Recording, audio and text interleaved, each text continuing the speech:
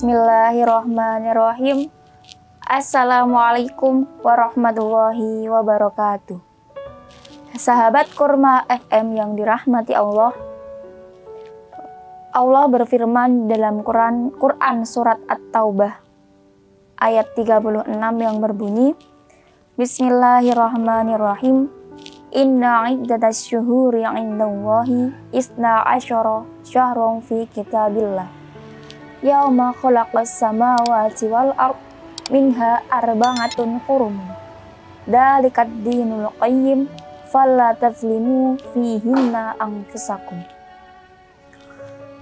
Dari ayat tersebut dapat diambil kesimpulan bahwasannya di dalam kalender Hijriah terdapat 4 bulan haram, yaitu yang pertama Dzulqa'dah, yang kedua Dzulhijjah, dan yang nomor 3 Rajab, dan yang terakhir bulan Muharram. Nah, di sini saya akan menjelaskan sedikit tentang apa itu bulan Muharram dan apa saja amalan-amalan sunnah yang ada di bulan Muharram. Bulan Muharram adalah bulan pertama dalam kalender Hijriah.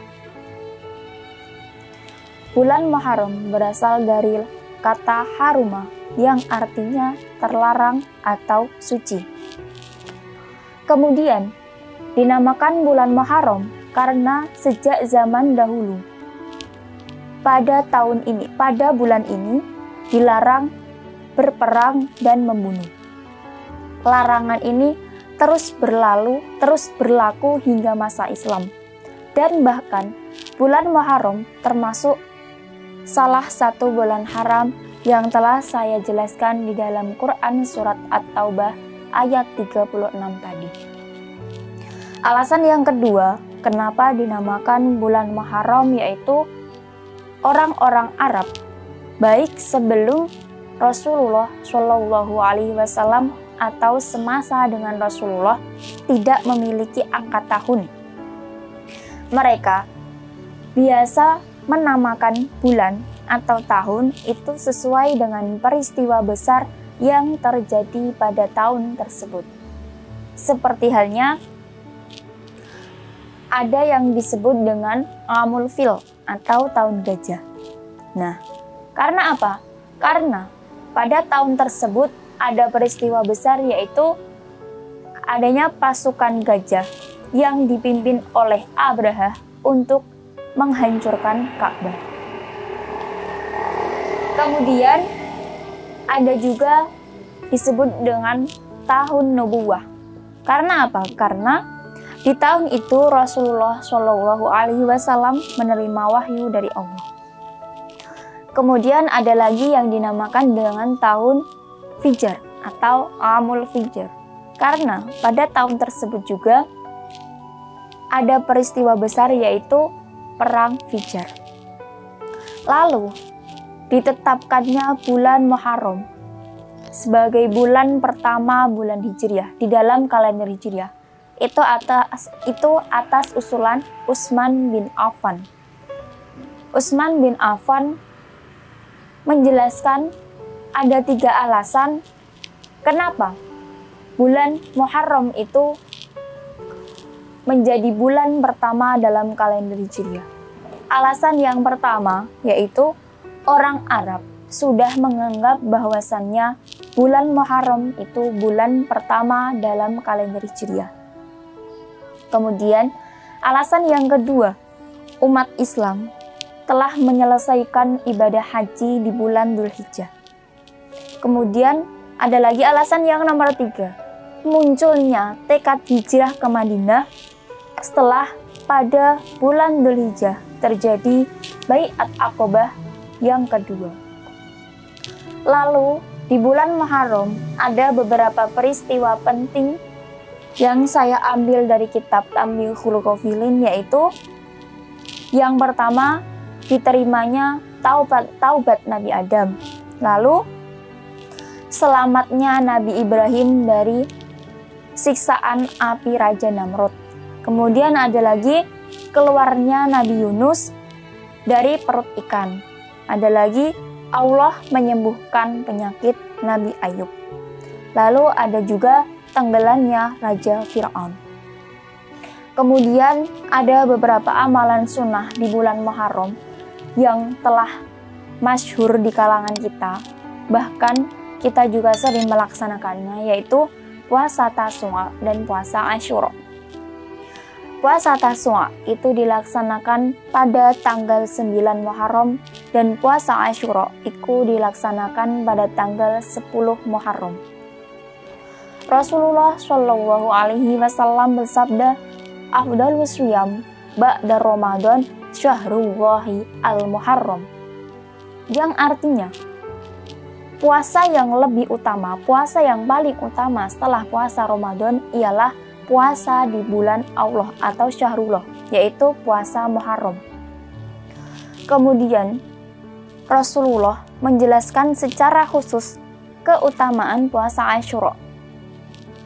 Su'ila an swaumin yaumi Asyura faqala yukafirus sanata al-madiyata. Rasulullah Shallallahu Alaihi Wasallam ditanya terkait apa itu puasa Asyura. Kemudian Rasulullah menjawab, puasa Asyura ialah puasa untuk menghapus dosa 1 tahun yang telah lewat. Kemudian terkait puasa Tasu'a,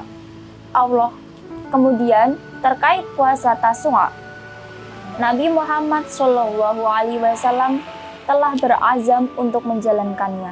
Akan tetapi, beliau tidak menunaikannya, sebab sebelum bulan Muharram, Rasulullah Shallallahu Alaihi Wasallam telah wafat.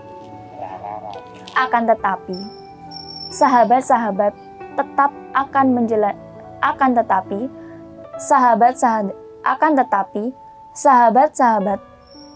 tetap ingin menjalankan puasa Tasu'a seperti keinginan Rasulullah Shallallahu Alaihi Wasallam.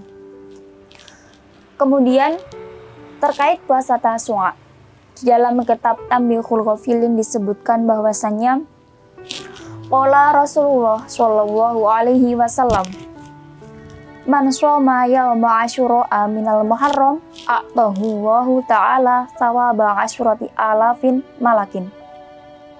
Barang siapa yang berpuasa pada tanggal 10 Muharram atau biasa disebut dengan Asyura, maka pastilah Allah akan memberi 10.000 pahala malaikat.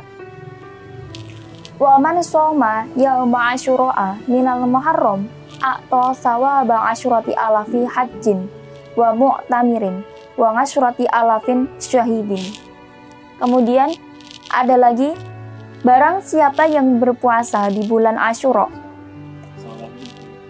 atau di hari Asyura, maka jelas Allah akan memberikan 10.000 pahala orang yang haji, orang yang umroh, dan orang yang mati syahid. Wa man masaha yadahu ala ra'si yatimin yauma Asyura rafa'allahu ta'ala bikulli sya'ratin darajatan. Dan barang siapa yang mengusap kepala anak yatim di tanggal 10 Muharram, maka Allah akan mengangkat derajatnya dengan setiap usapan rambut. Lalu Rasulullah Shallallahu Alaihi Wasallam bersabda, wa man fatara mu'minan lailata Asyura faka'an nama aftara indahu jami'a ummati Muhammadin alaihi salatu wassalam wa asba'a butunihim. Dan barang siapa memberi buka orang yang berpuasa di tanggal 10 Muharram atau di hari Asyura, maka pahalanya seperti dengan mengenyangkan perut umat Nabi Muhammad Sallallahu Alaihi Wasallam seluruhnya. Lalu ada lagi amalan-amalan sunnah, beberapa amalan sunnah yang ada pada tanggal 10 Muharram. Yang pertama, perbanyaklah ibadah sunnah seperti halnya puasa-puasa sunnah. Kemudian yang nomor 2, laksanakanlah puasa Asyura atau puasa Tasu'a yang telah saya jelaskan di atas tadi. Yang ketiga, saling membantu orang lain, dan yang terakhir, laksanakan santunan anak yatim di bulan tersebut atau di tanggal tersebut. Itu saja yang bisa saya sampaikan terkait beberapa keistimewaan di bulan Muharram. Banyak salah saya mohon maaf. Saya akhiri, wassalamualaikum warahmatullahi wabarakatuh.